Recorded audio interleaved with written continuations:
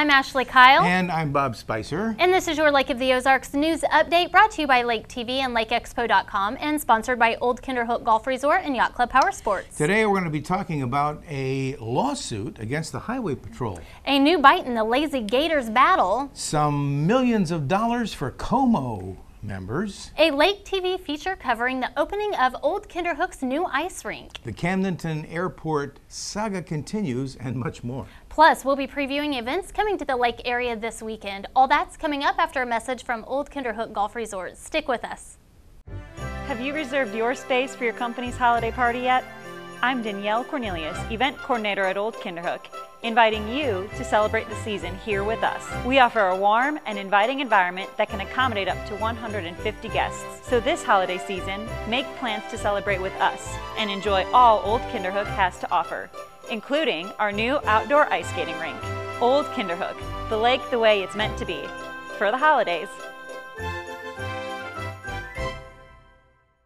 A crowd gathered around the ice at Old Kinderhook last week for the outdoor ice rink's grand opening. The event featured a pond hockey demonstration, the Mizzou Synchronized Skating Club, and live music by Sean C. Then the ice opened to the public and, well, it looked like this. An ice skating rink at Lake of the Ozarks? Why not? Of course. No, you know, we had the hotel coming in, and we really think the Lake of the Ozarks is such a beautiful area during the wintertime. And we needed an amenity to bring people to the hotel during the wintertime, and an amenity for our homeowners and other guests that we have out here on property. So the ice rink actually made sense to us. You know, it is a seasonal rink, so we'll have it open about 100 days out of the year. And then during the off-season or our on-season, we'll actually have 2 sand volleyball courts out here. Opening day started with open skating around 4 o'clock, and among the first to lace up was our own Sean Kober and his daughter, Ella. One of the highlights of the ice at Old Kinderhook's grand opening was a chance to meet New York Islanders hockey great and Olympic gold medal winner, Ken Morrow. We could talk about a lot of things, but I think people want to hear for the 1,000th time what it was like for you to be on a team like that beat the Russians. Well, it was the thrill of a lifetime, really. You know, it was a monumental upset that we found out all these years later. People have not forgotten, and we'll be celebrating our 35th anniversary here in February in 2015, and we're getting more requests now from people to come do things and go places than we've ever had. So it's I call it the never-ending miracle. You know, the other thing, too, that really the miracle sort of overshadowed everything, but you guys had to go on to beat Finland in order to win the gold. Is that right? That's right, yeah. Everybody remembers the Miracle on Ice game, which was against the Russians, but we actually had to play Finland on Sunday morning. The Russian game was on a Friday evening. Sunday morning we had to play Finland.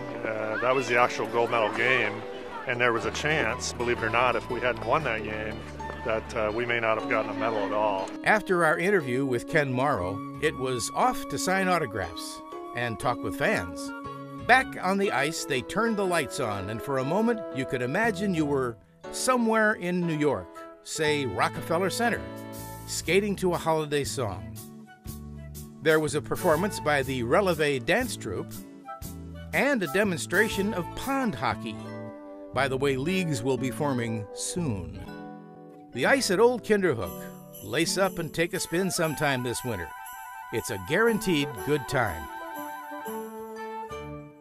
The Camdenton Airport will get Memorial back in its name as the City Board of Aldermen continues to backpedal from the name change it made this fall. That name had been changed to Camdenton Lake of the Ozarks Regional Airport in hopes that it might bring more lake visitors to the area by plane, but some in the community said the change was dishonoring to American veterans killed in World War II.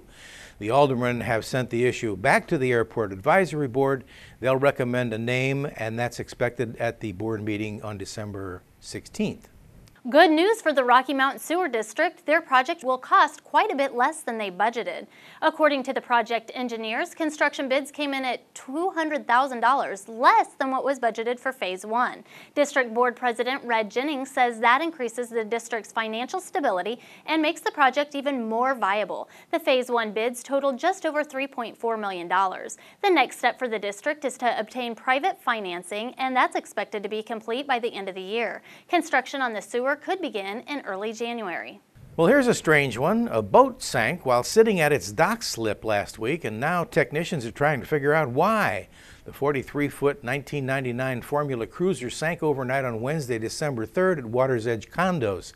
Some people are guessing that water may have entered through the exhaust system, but it has been towed to MarineMax, and they're going to take a look at it and see if they can find out why the boat wouldn't float.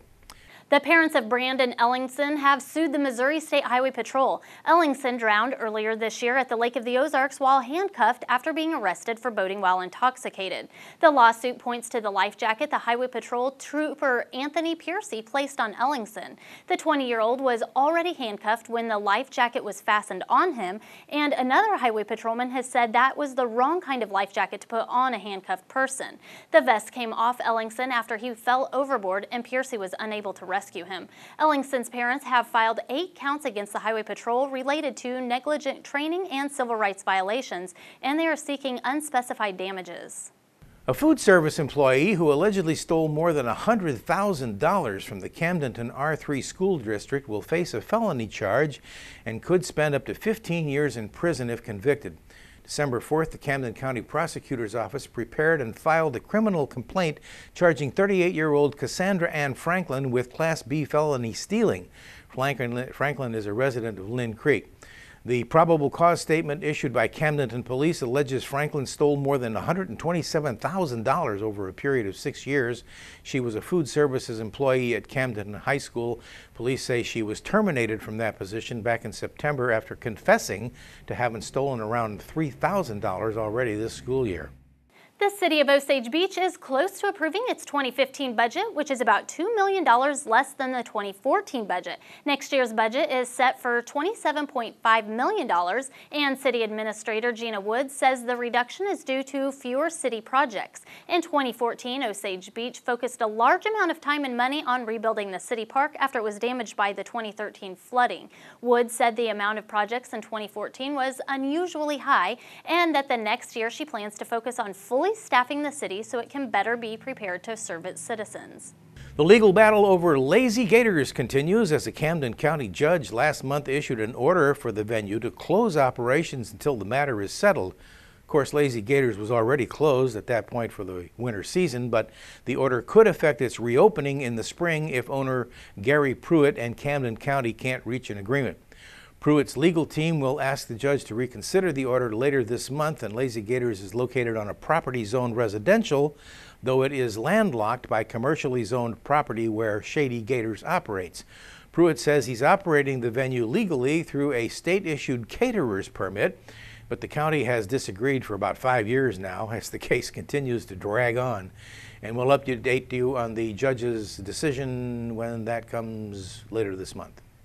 Como Electric Cooperative is paying back $2 million to its members through a credit on their electric bills. This is the 10th year in a row the co-op has issued retired capital credits. The credits were used to finance the co-op's operation in previous years. The amount returned to the members will be a bit smaller this year compared to previous years, though, since the board chose to keep the electricity rates level for the 2015. Since the co-op formed, the board of directors has authorized the return of more than $44 million to its members. Coming up, we'll take a look at events coming to the lake this week. That's after a message from Yacht Club Power Sports. We'll be right back. It's time to have some fun on land with Can-Am ATVs and side-by-sides available at Yacht Club Power Sports of Osage Beach. New and used models available. Come and check out the all-new models to get you ready for the fall. Yacht Club Power Sports is the only authorized Can-Am dealer at the Lake of the Ozarks. Have some serious fun with the Can-Am Maverick Max or check out the Outlander 1000 XMR. Stop by Yacht Club Power Sports, your Can-Am and Sea-Doo provider of Mid-Missouri. The winter tour at the lake continues this weekend with a two-person scramble at Deer Chase Golf Club. That's Saturday at 10 a.m. As long as the temperature is over 40 degrees, the tournament goes on. And on the water, the Winter Bass Challenge Tournament kicks off at Robbins Resort on Saturday morning. The event is the final championship for last season and the opening date for the new season rolled into one day. Check out bassingbob.com for more information and to register for the tournament. Saturday morning, it's the 30th annual Lake Ozark Christmas Parade from 1 to 3 p.m. Floats proceed down Bagnell Dam Boulevard. Santa will be available for pictures at the White House on the Strip after the parade ends. ELDON businesses will light up Saturday evening as the city comes together for its tree lighting ceremony. Join the hayride or walk along Maple Street as businesses turn on their lights and bring an ornament for the community tree lighting at the Pocket Park. The event is from 6 to 8 p.m. The Greater Lake Area Chorale will perform The World for Christmas Sunday afternoon at New Life Nazarene Church in Camdenton. That's from 3 to 5, and at Versailles United Methodist Church on Monday, December 15th from 7 to 9 p.m. The concert is free, open to the public, but donations, of course, are always welcome. And as Christmas approaches, make sure you get out and enjoy all of the light displays around the lake, from Laurie and Versailles to Osage Beach and even on the water with Deck the Docks. That wraps up this week's Lake of the Ozarks News Update. I'm Ashley Kyle. And I'm Bob Spicer, and thanks for watching us on Charter Cable Channel 197. Como Connect Channel 90. And anytime, anywhere, 24/7 on MyLakeTV.com, and we'll see you next time.